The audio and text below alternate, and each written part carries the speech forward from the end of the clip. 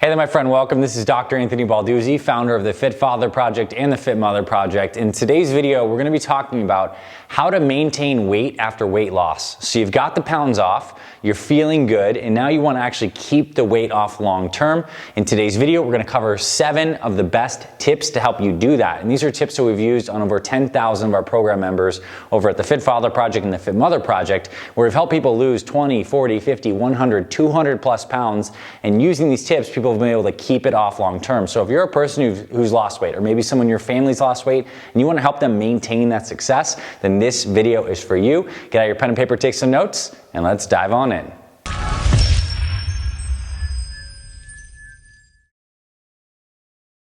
All right, so to get started on talking about how to keep the weight off after losing it, the first thing we need to look at is to keep the structure that got you successful in the first place. And a big reason a lot of people actually lose weight is because they follow a plan, right? There's a plan with the eating or a plan with the exercise, and there's some structure involved. And when you have structure, it's easy to follow the structure, and then you're able to achieve your goal. And then what happens to a lot of people is once they get to that end destination, they think that the structure that got them there is done, because it got them to Z. And so they lose the structure, and then they start to exist in this nebulous, kind of confusing area of like, well, what do I do next? Like, what plan do I follow? And they start to kind of spin in circles, and they lose the structure that got them successful in the first place. So I'm not saying you have to continue following the exact same diet or the exact same workout that got you to your goal weight, but I am saying that once you get there, you need to maintain this semblance of structure. Because if you lose structure, you lose clarity. And if you lose clarity, you lose your ability to take action consistently, and then guesswork starts to creep in. So the habits that got the weight off are habits you're going to want to maintain, and you want to have structure. Whether that's a new plan that you start, or whether it's rehashing some of the principles of the plan that got you there, do not lose the structure. Keep routine, because routine is going to keep you successful. Second habit, and this is very related to the first one, is to essentially check the 4 boxes every single day. And the boxes are diet, meaning are you doing good with your diet every day? And this does not necessarily mean you're eating X number of protein, carbs, fats, and calories, but checking the box and being conscious about maintaining the same good rhythms with your nutrition. With your hydration, are you drinking the same amount of water that got you to that point? Because it's a big part of a lot of people's weight loss is they drink a lot of water, keeps the body functioning well, keeps the hunger at bay. And so certain people start to slip back on the hydration targets, hunger starts to creep up, weight starts to creep on, and then the cycle can repeat itself. Same thing with sleep. Sleep is foundational to weight loss. We preach this so much at the Fit Father Project and Fit Mother Project. So many people, once they lose the weight, they start to relax on their rhythms and their habits because they lose the structure, right? And when the sleep starts to go, it throws off all of your hormones that are essential for maintaining your health and your weight. And finally, exercise/movement. Check these boxes every day. Are you doing something to invest in the exercise box? And now, this might not necessarily mean that you're getting into the gym to do a high-intensity fat-burning workout, or that you're doing a kettlebell complex circuit workout, or that you're lifting weights or going for a run. But every day, I want you to check each of these boxes in some manner. So your exercise box, or your movement box might be checked by a 30-minute walk. It might be checked by some yoga. It might be checked by riding your bike. But make sure that every single day, once you reach your weight, that these 4 foundational pillars that were key to your plan in getting there, you're investing in those boxes every single day. And if you do this simple thing, if you actually kept a journal and you reflect at the end of the day, diet, hydration, sleep, exercise, movement, did I check these boxes? And you found that, hey man, I screwed up diet today, or my sleep's been off, or you know what, I didn't exercise or move my body at all, I just sat at my desk and worked for 8 hours, then it gives you a signal and a feedback loop the next day to make sure you're staying on your rhythms. This is the big thing about these 2 first points. Your rhythms that you established in your weight loss plan are the thing that got you successful. We need to keep the rhythm going. Keep the drum beating. If you lose the rhythm, you lose the momentum, and then you start the backslip. Number 3 is to start tracking what we call your NSVs, your non-scale victories. Weight loss can be a really motivating process, right? Because you can see your weight incrementally decreasing and you're like, I'm 10 pounds down, I'm 20 pounds down, I'm 30 pounds down. And that's super motivating. It's exciting because you have milestone markers to track your progress. But what happens when you reach mile 100 and you're there? Well, a lot of people only track their progress with the pounds on the scale, and then once you no longer have that metric to kind of reinforce your good behaviors, and you're only thinking about weight tracking, that can be super unmotivating when you no longer have weight to track, right? And it can be a little punitive too, because you're like, now you're just tracking, sticking to a particular number, and if you see any deviations and fluctuations from 200 pounds, for example, you might start to freak out.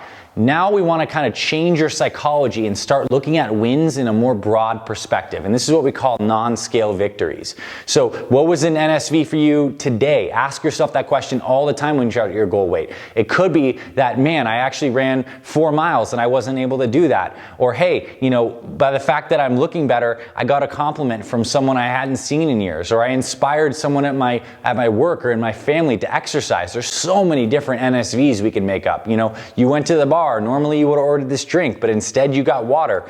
Think about your NSVs in all the areas and track them. Track them as religiously as you track your weight, because we want to make sure that we're working on your psychology consistently. We want your brain to have these reward loops, and now, because we're no longer tracking weight, we need to be a little more creative and a little more open-minded with all the different benefits. And quite frankly, the scale number is just a fraction of the benefit that a lot of you might even personally have experienced from losing the weight. The benefits are so vast. It's with your energy, your productivity at work, the way you're interacting with your family. Track those NSVs religiously. Number 4, keep weekly check-ins to minimize drifts. So I like the analogy of how an airplane flies to a destination. It flies from point A to point B, but it's off track, quote unquote, 90% of the time. It's constantly course correcting. And that is really the journey of what it looks like once you reach your goal weight. You're constantly going to be in a slight drift pattern, because look, there might be a holiday party. Look, you might be going on vacation. You don't have your normal access to foods. All these things are small drifts. But what if we could create some structure where you just checked in once a week? Maybe you weigh yourself once a week. Maybe you do a deeper dive kind of diet, hydration, sleep, exercise, movement kind of breakdown once a week, where you kind of evaluate and add some mindfulness in evaluating where you're at today, because there may be a week where you feel like you drifted, but as long as you check in every week, those drifts get minimized. They don't become huge drifts, because what you don't want to do is lose the tracking altogether, and then you wake up 3 months later and you're way off course, and then guess what? You have to get back on the dieting train. Whereas if we keep those guardrails a little closer, we minimize the drifts, you're going to stay in that right lane, and it's going to be a lot more motivating. And of course, you're tracking the NSVs along the way. Daily, you're checking those 4 boxes. That's going to keep you tighter and on the right track. Next thing, reinvigorate your entire fitness routine with something that you can do with your new body. You reached your goal weight. You're probably moving better. You're feeling better. Your energy's better. What new challenges can you do that are outside of the gym? Have you ever wanted to do a Spartan race or a Tough Mudder or run a half marathon or go hike some crazy trail? Get creative. You know, maybe it's a bike race. Maybe it's getting back into swimming. Maybe you want to start rock climbing or doing jujitsu. You have this body and you got healthy for a reason. So now, can you start getting some new hobbies that you can use that body doing that's going to help give you daily activity? So you get a new hobby, you're going to be checking that exercise movement box every single day, and there's so many new opportunities that having a healthy weight can get you, so start to explore those. This world is vast with the kind of things you can do and enjoy your body, so get creative, start a new hobby, and then you're really just enjoying the body you built, and now you have another reason to maintain your weight, far beyond just looking at a scale or how you look physically.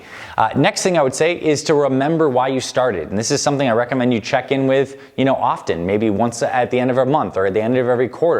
And so go back to your original mission statement and think back how far you've come, and what were your original motivations way back in the day for getting healthy. Some were physical. I guarantee some of them were emotional with yourself or maybe with your family. Some of them may even have been financial, and really get clear on remembering why you started, because those are the reasons that were important to you. And they're the same reasons that are going to be important to you again if you were to slip off track. So keep those at the present forefront of your mind through some active reflection.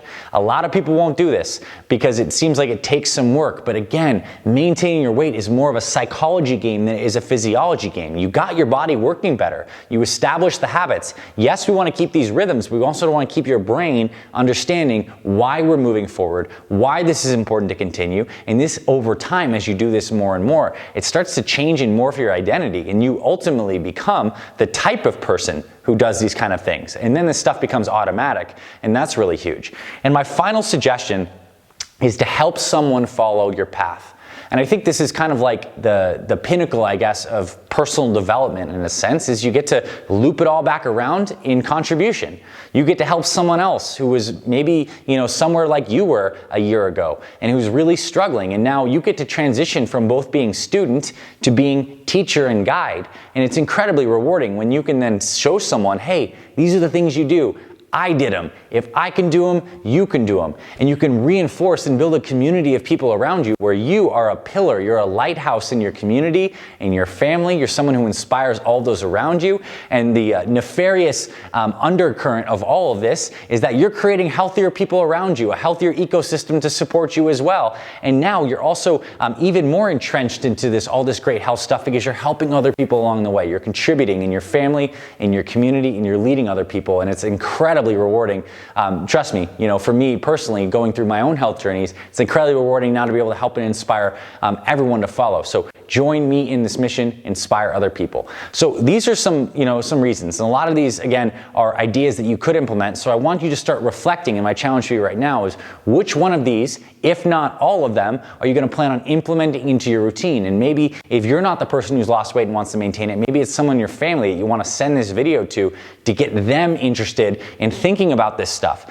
Most people, again, when it comes back to number one, they stop being as intentional about all the things they're doing because they reach the goal. Listen, the goal was just one metric on the scale. We can keep the same amount of intentionality and bring it continuing on with the rest of your life, and then health becomes so much more of a meaningful thing where it's not just about the physical, but it's about the emotional and the spiritual. So those are my tips for you, and I hope you did find this valuable. If you're a person who's interested in losing weight and helping your family live healthier too, then I definitely want to invite you to subscribe to our Fit Father and Fit Mother Project YouTube channels. We've helped over 10,000 fathers and mothers lose over 100,000 pounds with our online programs, and we're publishing amazing free content here on our channels, like videos on how to keep the weight off, nutrition and exercise videos on how to actually get the weight off, how to build muscle if that becomes your new goal, how to stretch and move your body so you look and feel younger. We are the health experts for busy moms and dads. So if you love what we do and you want to join our community, we'd love to have you on our Fit Father and Fit Mother Project YouTube channel. So hit the subscribe button, check that little notification bell, and drop us a comment below. If you have any other ideas on stuff that's worked for you, or if one of these really resonated with you, definitely comment below. We'd love to hear from you, and give us a thumbs up if you found this valuable. Thanks for being here, my friend. We'll see you around the channels. We'll talk to you very soon. Keep the weight off. You can do this, and our team is here to support you.